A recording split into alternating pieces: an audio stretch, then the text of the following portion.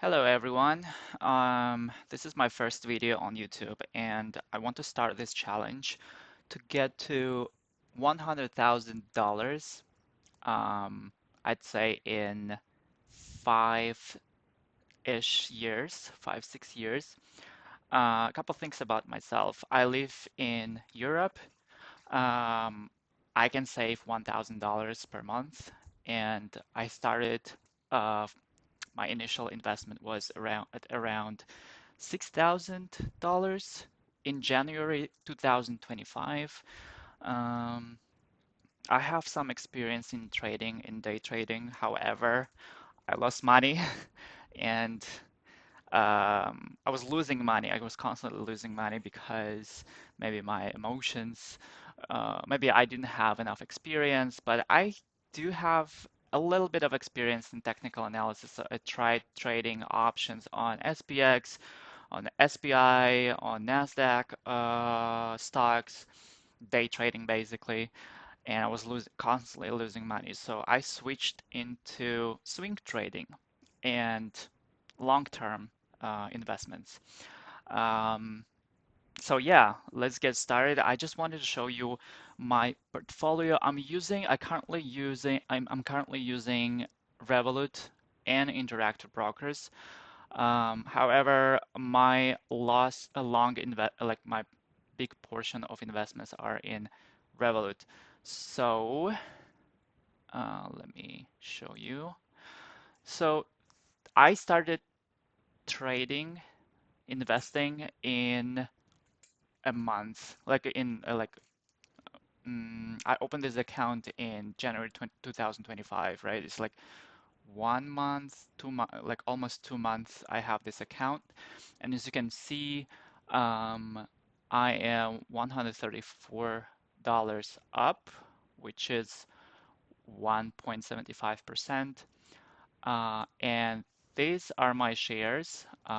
Because I live in Europe, we can't invest into American ETFs such as SPY or QQQ.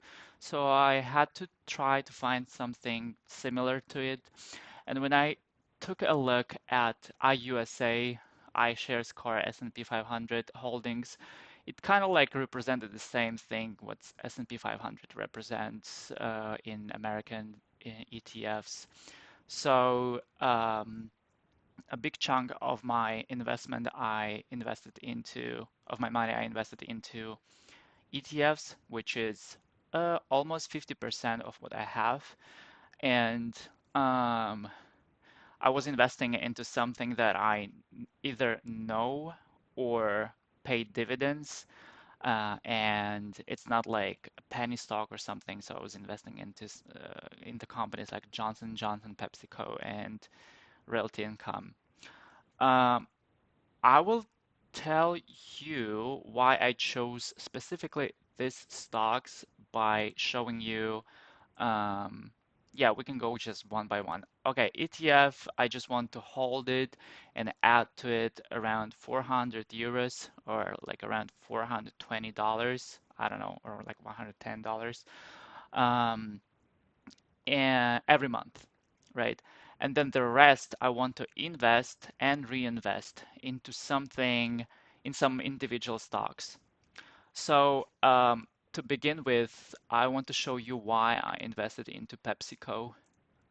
First of all, PepsiCo is a very, yeah, I combine fundamental and technical analysis. So just wanted to show you what I found in PepsiCo and why I invested into it. First of all, PepsiCo pays dividends, it's dividend king, and um, I looked at the chart, it was going down, and I found this kind of like support here, right? In that happened in 2020. It was like Pepsi was growing all the way up to 2000 till 2020, and then it faced this resistance and it went down to the level of 2017 and 2019, right? It tested this area, then it was consolidating, and then it broke up from this level, 146. And luckily, when I started investing, this stock, the specific stock, PepsiCo, it went all the way down to this level, right? Which is around 148. So what I did, I I invested here. Like I bought some shares here, because I thought that it will go more up, because it kind of looked like it would break this level. But once we approached this level 154, um, we went down to retest the same kind of like level, and now we're growing. So I am bullish on PepsiCo, and I can hold it for many, many years. I don't mind holding it. So I'll just keep it there and let it play. The next stock that I have is, uh, yeah, I have it here actually. Johnson and Johnson. Johnson and Johnson, another company that is a dividend paying dividends. I think it's a health something connected to healthcare company. I think they produce like medical devices and everything. So I invested into Johnson and Johnson again, same kind of pattern.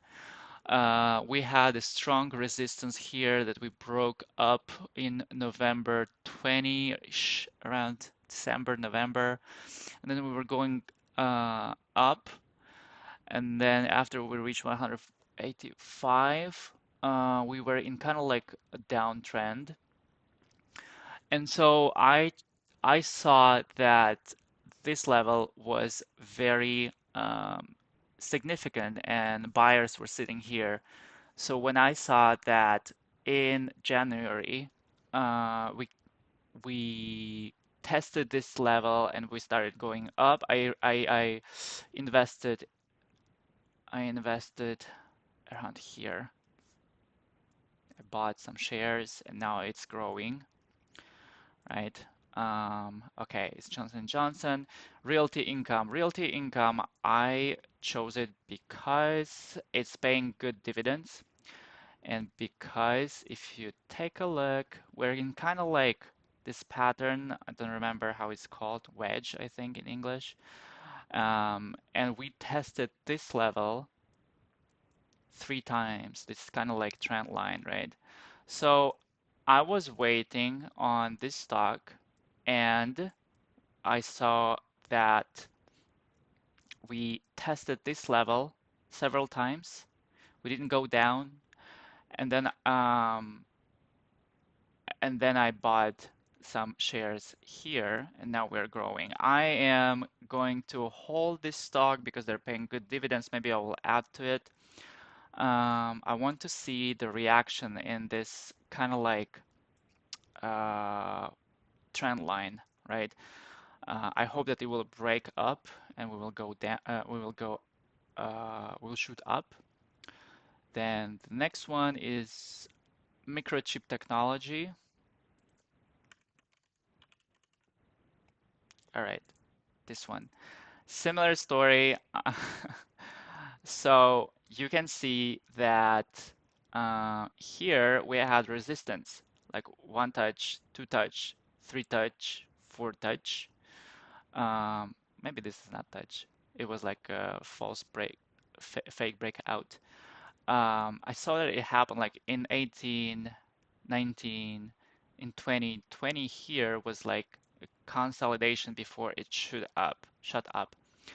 So I was thinking that this level might be a very interesting level to buy from, which I did, but not from this level.